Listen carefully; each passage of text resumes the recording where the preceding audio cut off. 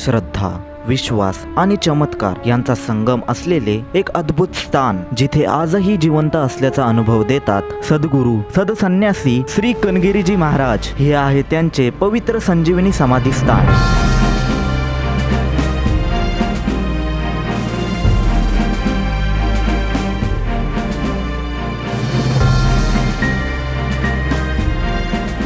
जिथे प्रत्येक गुरुवारी आणि रविवारी बाबा भक्तांच्या समस्या ऐकतात आणि ऐकताना मिळतात त्या समस्यांवरती समाधान. आजच्या या विशेष व्हिडिओमध्ये आपण पाहणार आहोत बाबांची खास मुलाखत. आमचा हा मठ आहे, या मठाच्या बाबांचा मी 7वा वंशज श्रीकांत गिरी गोसावी. भक्तांनी सांगितलेले अनुभव. तेव्हा बाबा मला बोलले, बाबा तुला कनगिरी महाराजांनी दर्शन दिले आहे. भरपूर लोकांना या ठिकाणी चांगली प्रचिती आलेली. मला चालता येत नव्हतं, मी चालायला लागलो. माझ्या अनुभवानुसार बाबांची खूप पावर आहे, खूप ताकद आहे. आणि बाबाचे दर्शन आणि बाबाचे भस्म त्याच्यात भरपूर शक्ती आहे. याला बोलता येत नव्हतं आणि ऐकायला येत नव्हतं, त्याला पूर्णपणे ऐकायला यायला लागलं आणि हा आता 70% बोलायला लागलाय. आणि या रहस्यमय स्थळामागचे खरे रहस्य. चला तर मग अनुभवूया श्रद्धेचा हा प्रवास. नमस्कार मित्रांनो, एक पाऊल मंदिराकडे या चॅनलमध्ये आपल्या सर्वांचे सहर्ष स्वागत. हे आहे सद्गुरू सदसन्यासी श्री कनगिरीजी महाराज यांचं पवित्र संजीवनी समाधी स्थान, जिथे आजही भक्तांना त्यांच्या उपस्थितीचा अनुभव येतो.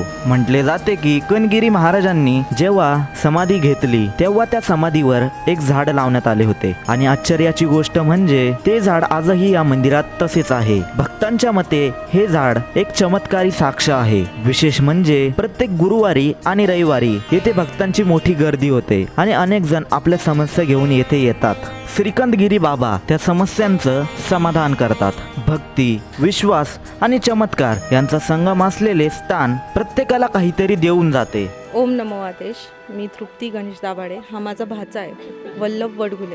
याला बोलता येत नव्हतं आणि ऐकायला येत नव्हतं, त्याला पूर्णपणे ऐकायला यायला लागलं आणि हा आता 70% बोलायला लागलाय. तर काहींच्या अडचणी येथे आल्यावर आश्चर्यकारक रीतीने सुटतात. माझं नाव नंदू लक्ष्मण वाजे, राहणार लभित. आमच्या इथे गोसावी बाबा म्हणून श्रीकांत गोसावी यांचं मठ आहे इथं आणि कनगिरी महाराज यांची संजीवन समाधी आहे. तर त्या ठिकाणी एक दिवस मी गेलो, काय बाबांची गादी मी बघायला गेलो तर मी माझ्या दुःखाने रोगाने पीडित झालो होतो. तर त्या बाबांनी मला फक्त भस्म दिला आणि एक लिंबू दिलं. ते लिंबू मला आंघोळीला घ्यायला लावलं अर्ध आणि अर्ध प्यायला दिलं. तर ते मी घेतलं. तर त्यापासून मला आजपर्यंत मी चालायला लागलो. मला चालता येत नव्हतं, मी चालायला लागलो. माझे हातपाय सुजायचे, ते सुजणं बंद झाले. तर माझी एवढी प्रचिती मला आली आणि सर्व कुणी दुःखी असेल तर कुणीही ह्या मठाला भेट द्यावं ही माझी नम्र विनंती. श्रद्धा आणि विश्वासाने येणाऱ्या प्रत्येकाला काहीतरी अनुभव मिळतो. माझं नाव अभिषेक ठाकूर, मी राहणारा युपीचा आहे, जौनपूर जिल्ह्यामध्ये. मी बाबांच्या इथे 6 वर्षापासून येतोय. मला 6 वर्षात जे काही भेटलं, कामा धंदे, जे काय अडचण, सगळे नाशिकवरनं सॉल्व्ह व्हायचं माझ्या गावाकडे. आणि बाबाचे दर्शन आणि बाबाचे भस्म त्याच्यात भरपूर शक्ती आहे. काही भक्त सांगतात की येथे आल्यावर त्यांना मन शांती मिळाली. भारती मुठाळ बोलते लभितवरून. आणि ह्या मठात आल्यापासून माझं खूप चांगलं झालं आहे. माझा मुलगा पण चांगला सुधारला आहे. माझा खूप त्रास होता इथं, पण इथं आल्यापासून सगळा माझा त्रास सॉल्व्ह झाला आहे. म्हणजे खूप घरात पण खूप ते व्हायचं, आता ठीक चाललं आहे घरात एकदम. माझ्या पोराचे 2004 हात झाले, त्याचे सगळा अनुभव आला आहे. त्याच्या तेव्हापासून मी बाबांना ते टीव्हीचे ते होत नाही म्हणा. कनगिरी बाबांचं खूप हे माझे गुरु श्रीकांत बाबा आहे. गुरु केल्यापासून मला भरपूर अनुभव आला आहे त्यांचा. काही अनुभव असे आहेत की जे शब्दात सांगणं कठीण आहे. आदेश मठाबद्दल, कनगिरी बाबाबद्दल जी माहिती आहे आणि बाबाचे जे चमत्कार आहे, या चमत्काराची जी माहिती आहे, लोक भरपूर ठिकाणी जातात, सर्व चमत्कार सांगतात का आमच्या मठात हे झालं, आमच्या इकडं ते झालं. पण स्वतः मला जो अनुभव आलेला बाबांच्या विषयी मी हा तो तुम्हाला सांगतो. मी असंच एका मित्राच्या गादीवर गेलो होतो. त्या ठिकाणी तिकडे चाललो होतं त्यांचं काहीतरी, कोणाला बाहेरची व्याधा होती तर त्यांचं चालू होतं. मी तिकडे बसलेलो होतो. त्या ठिकाणी मला अचानक घाण वास यायला लागला. तर घाण वास यायला लागल्याच्या नंतर मी अत्तर वगैरे सर्व लावलं, पण तरी तो वास काही जात नव्हता. तर मी म्हणजे माझं डोकं वगैरे पूर्ण दुखायला लागलं. तर मग त्यावेळेस मी गुरुवाऱ्यांना फोन केला का बाबाजी का मला असा त्रास होऊ राहिला. तर बाबा बोलले तुम्ही मठात जा. ज्यावेळेस मी मठात आलो तर त्यावेळेस कोणीच नव्हतं. म्हटलं इकडं गादी पण चालत नव्हती त्यावेळेस. पण मी ज्यावेळेस मठात आलो फक्त कनगिरी बाबांचा मठ या ठिकाणी होता. बाबांच्या मठात आलो त्यावेळेस मला बाबाची एक प्रचिती अशी आली का बाबांच्या जे चाफ्याचं झाड आहे त्या चाफ्याच्या झाडाचं फूल होतं. एक मनातून आवाज आला का त्या फूल घे, त्याचा वास घे. मी ज्यावेळेस ते फूल घेतलं आणि त्याचा वास घेतला, वास घेतल्याच्यानंतर माझ्या डोक्यामधले जो घाण वास होता तो टोटली निघून गेला आणि जे फूल सफेद फूल होतं ते काळं पडलं. आणि हा चमत्कार बघायला मी स्वतः होतो. तेव्हापासून मला बाबांची इतकी श्रद्धा आणि आपुलकी वाढली. तर हा माझा अनुभव एकदम तगडा होता. बस इतकं सांगतो. आदेश. भक्तीचा प्रवास प्रत्येकासाठी वेगळा पण खास असतो. माझं नाव राजेंद्र रामसिंग चव्हाण. गेल्या चार महिन्यापासून मी श्रीकांत बाबा गोसावी यांच्याकडे येतोय. पहिल्यांदा मी ज्या वेळेस आलो होतो त्यावेळेस मला या ठिकाणी बाबांनी ज्या काही गोष्टी सांगितल्या होत्या त्या गोष्टी त्याप्रमाणे झाल्या. त्याच्यानंतर माझे शेजारी जे होते, तो जो माझ्या मित्राचा भाऊ होता त्याला म्हणजे तो कोणाशी बोलत नव्हता. 3 महिन्यापासून कोणाकडे बघत नव्हता. शेजार पाजारीशी बोलत. बाबांकडे आणल्यापासून त्याच्यात बरीच सुधारणा झाली. आता तो एकदम व्यवस्थित बोलतो, चालतो आणि नेहमी बाबांकडे दर गुरुवारी येतो. त्याच्यानंतर माझ्याबरोबर एक रिक्षावाला यायचा. त्याच्याकडे असंच एक भैया होता, त्याला असंच झपाटल्यासारखं झालं होतं. त्यालासुद्धा बाबांनी नीट केलं. आणि बाबांनी जो अंगारा दिला तो जर मी घरातून निघताना सांगितलं होतं काही कामं व्हायची असेल तर हा अंगारा तुम्ही बाहेर फुकून पुढची कामं करायची. त्या पद्धतीने माझे आता कामं होत आहे. बाबांवर माझा पूर्ण विश्वास बसल्यामुळे मी आठवड्यातून म्हणजे महिन्यातून 2-3 वेळेस बाबांकडे येतो. काहींना येथे येऊन चमत्काराचा अनुभवही आला आहे. मी सुरेखा धनंजय मुठा लवित येथून बोलते. कणगिरी बाबांच्या मठातून बोलते. आणि आमचे गुरु श्रीकांत बाबा गोसावी त्यांना मी 4 वर्षापासून गुरु केलेलं आहे. आणि कणगिरी बाबांचा मठ आहे इथं. तर त्या मठामध्ये आम्ही 3-4 वर्षापासून येतो. तर मठाचा इतके चमत्कार आहे. आणि माझ्या स्वतःवरनं माझ्या मुलाचे अमेरिकेचा विजा कॅन्सल झाला होता. तर मी बाबांना फक्त विनंती केली की माझ्या मुलाचा विजा होऊ द्या म्हणून. तर दुसऱ्या वेळेस त्याचा विजा सक्सेस झाला. आणि मोठा मुलगा आहे, त्याचं लायसनचं काम होत नव्हतं. 6 महिन्यापासून रेंगाळलं होतं. BSc ॲग्रीचं ह्याचं पावडर औषधाच्या दुकानांचं होत नव्हतं. तर ती पण विनंती माझी बाबांनी ऐकली. मी विनंती केली, त्याचं पण काम झालं. आणि माझ्या स्वतःला शारीरिक त्रास होते आणि ते त्रास पण माझे सॉल्व्ह झाले. म्हणजे मला 2-3 अनुभव आले. आणि खूप म्हणजे माझ्या अनुभवानुसार बाबांची खूप पॉवर आहे, खूप ताकद आहे. आणि काहींसाठी हे स्थान म्हणजे श्रद्धेचा अंतिम आधार. ओम नमो नारायण. आमचे वंशज श्री कणगिरी बाबा यांच्या समाधीला साधारण 300 वर्षापेक्षा जास्त वर्ष झाले. आणि आम्ही इथं सेवेकरी म्हणूनही काम करतो. मी आणि माझे गावातले बरेचसे लोक नित्याने इथं येऊन दर्शनाला येतात, दर्शन घेतात. बाहेरच्या काही लोकांच्या काही समस्या असतील त्या इथं निवारण होतं, त्यांना फरक पडतो. त्यामुळं त्यांची श्रद्धा भरपूर आहे. ओम नमो आदेश. माझं नाव विजय पंडित जाधव.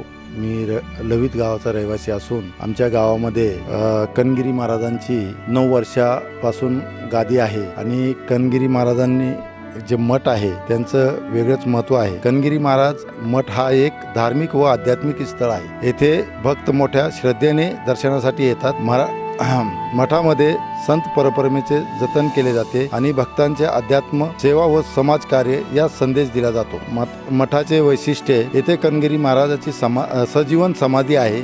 भक्त इथे येऊन पूजा आरती व दर्शन घेतात. वर्षातून इथे एक मोठा उत्सव केला जातो. मठामध्ये भक्तांसाठी भंडारा व धार्मिक कार्यक्रम आयोजित केले जातात. कणगिरी महाराजांच्या मठामध्ये अनेक वेळा गरिबांना मदत, धार्मिक प्रवचन, धार्मिक प्रसाद व्यवस्था अशा सेवा केल्या जातात. मठामध्ये लांबून लोक येतात, त्यांच्यासाठी जेवणाची सुद्धा सोय केल्या जाते. कणगिरी महाराजांचे 7वे वंशज गुरुवर्य श्रीकांत महाराज हे त्यांची गादी चालवत आहे. आणि या मठामुळे आमच्या गावाचं नाव महाराष्ट्रातच काय भारतामध्ये बरेच राज्यांमध्ये अनेक ठिकाणी लौकिक झालेलं आहे. धन्यवाद. चला तर मग मंदिराची आणि कणगिरी महाराजांची सविस्तर माहिती आपण थेट बाबांकडून जाणून घेऊया. नमस्कार.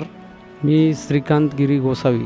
लवित येथे आमच्या पूर्वजांची संजीवन समाधी आहे. संन्यासी तपोनिधी श्री कणगिरी महाराज या समाधीला बाबांच्या इथे 328 वर्ष पूर्ण झाले. आता या श्रावण महिन्यात 329 वर्ष सुरू होईल. बाबांनी जेव्हा इथे समाधी घेतली त्यावेळी इथे पूर्ण जंगल होतं. नाशिकच्या कुंभमेळ्यामध्ये बाबा आले होते त्या काळी. तर यात्रेमध्ये फिरत बाबांनी 65-64 शिष्यांना घेऊन आले. आणि त्यानंतर बाबांचं इथं खूप दिवस वास्तव्य राहिलं. त्यांचे शिष्य मंडळ होते 70-65 शिष्य होते त्यांचे. त्यांनी जनकल्याण हिंदू सनातन धर्माची आद्य गुरु शंकराचार्य यांच्या गुरु शिष्य परंपरेमध्ये आमचे संन्यासी महाराज होते. बाबांच्या काही शिष्यांनी बाहेर महाराष्ट्राच्या बाहेर भारताच्या बरोबर कानाकोपऱ्यात जाऊन सनातन धर्माची जनजागृती केली. त्याच्यानंतर सर्व समाधिस्थ झाले, कोणी मठ स्थापन केले. आमचा हा मठ आहे. या मठाच्या बाबांचा मी 7वा वंशज श्रीकांत गिरी गोसावी, ते त्यांची गादी स्थानावरती आज बसतो.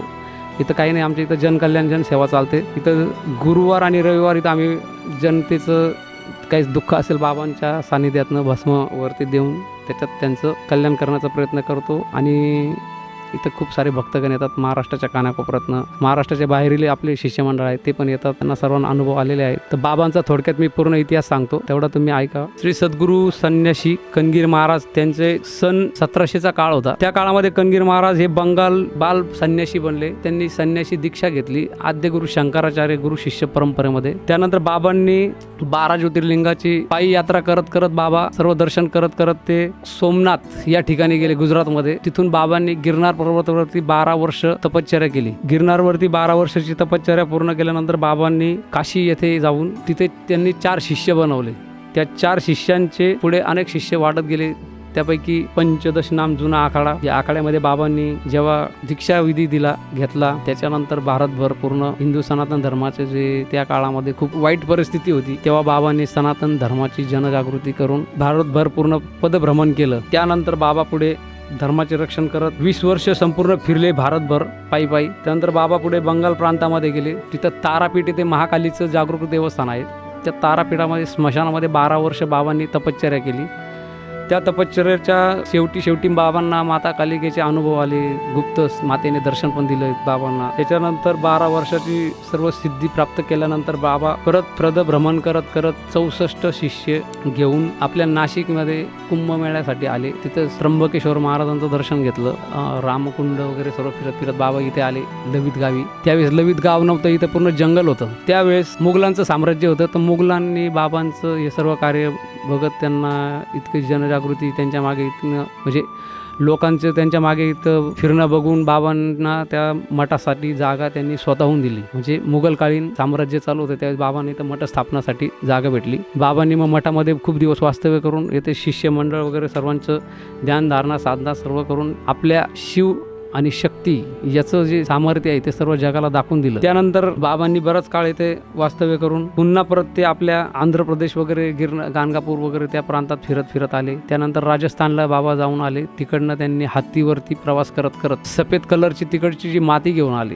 त्यानंतर बाबांनी येथे संजीवन समाधी घेतली. ही बाबांची संजीवन समाधी आहे. या समाधीला आजही इथं स्त्रियांना संन्यासी असल्यामुळे इथं मध्ये प्रवेश नाहीये. स्त्रिया दुरूनच दर्शन घेतात. हे चाफ्याच्या झाडाची इतकी फांदी लावलेली होती त्या काळी. त्या फांदीचं आज इतकं मोठं वृक्षाचं रूपांतर झालेलं आहे. किती वादळ येऊ पाऊस काही असलं तरी बाबांच्या झाडाला कुठलाही धक्का लागत नाही. आणि कोणी जर चुकून काही फांदी वगैरे तोडली, याच बाबांच्या जे जटा दिसतात यामुळे याला जर कोणी तोडलं तर त्याला थोडासा त्रास होतो. हातपाय दुखणं, आजारपण लागणं. जोपर्यंत माफी मागत नाही तोपर्यंत इथं माफी क्षमा भेटत नाही. ही बाबांचे संजीवन समाधी असलेले दुसरे शिष्य, हे एक शिष्य इथे. आज बाबांच्या समाधीला 328 वर्ष पूर्ण झाले. या श्रावण महिन्यात 329 वर्ष पूर्ण होतील 2026 मध्ये. असा बाबांचा हा इतिहास आहे. आणि येथे येणाऱ्या सर्व भक्तांचं बाबांना फक्त मनातल्या मनात जरी बाबांसमोर कोणी प्रश्न केला तर त्याचं त्या काम नक्की होतं. फक्त इथं श्रद्धा आणि सबुरी पाहिजे. बाकी अंधश्रद्धेला इथं काही थारा नाही आहे. सर्व काही विश्वासावरती अवलंबून आहे. आणि आमचे छोटे शिष्य आहे ते पण थोडंसं मार्गदर्शन करतील तुम्हाला. वेदांत भोर. नमस्कार, मी वेदांत भोर. मी गेले 2 वर्षापासून इथे येतोय. पहिल्यांदा मी माझ्या मम्मीच्या प्रॉब्लेममुळे यायचो. मम्मीनी माळ घातली तेव्हा मला वाटलं मी माळ घालावी, म्हणून मी माळ घातली. त्यानंतर थोड्या दिवसांनी मी माळ जपत होतो, ध्यान जपत होतो. ध्यान करत असताना मला बाबांच्या एकदम पुष्कळ जुन्या कालची प्राचीन वस्तू व बाबा बसलेले दिसले. मी घाबरलो. मी बाबांना सांगितलं तेव्हा बाबा मला बोलले, बाबा तुला कनगिरी महाराजांनी दर्शन दिले आहे. मला खूप चांगलं वाटलं की कनगिरी महाराजांनी स्वतः येऊन माझ्या साधण्यात येऊन मला दर्शन दिले. धन्यवाद. येथे भरपूर जणांना अनुभव आलेले आहे बाबांचे. म्हणजे अक्षरशः इथं ध्यानातला बसल्यानंतर असं जाणवतं का आपल्या शेजारी कोणी येऊन बसले. म्हणजे साक्षात बाबा इथं बसतातच. त्यांची इतकीच इथं इच्छा आहे की तुम्ही इथे येऊन ध्यान साधना करा. आत्मज्ञान प्राप्त करा. याच्या पलीकडे दुसरं बाबांचं काही सांगणं नाही. धन्यवाद. एक पाऊल मंदिराकडे आलेल्या टीमचं आमच्या मठातर्फे सहर्ष स्वागत आणि खूप खूप धन्यवाद. या चॅनलला सर्वांनी लाईक करा, सबस्क्राईब करा आणि हे चॅनलचे व्हिडिओ खूप सुंदर आहे. महाराष्ट्रभरात ते खूप फिरतात. त्यांचे खूप खूप चांगल्या ठिकाणची माहिती पण त्यांनी दिली, मी बघितले स्वतः. तर आपण सर्वांनी चॅनलला लाईक करावे, सर्वांनी शेअर करावे. सर्वांना नमो आदेश. धन्यवाद.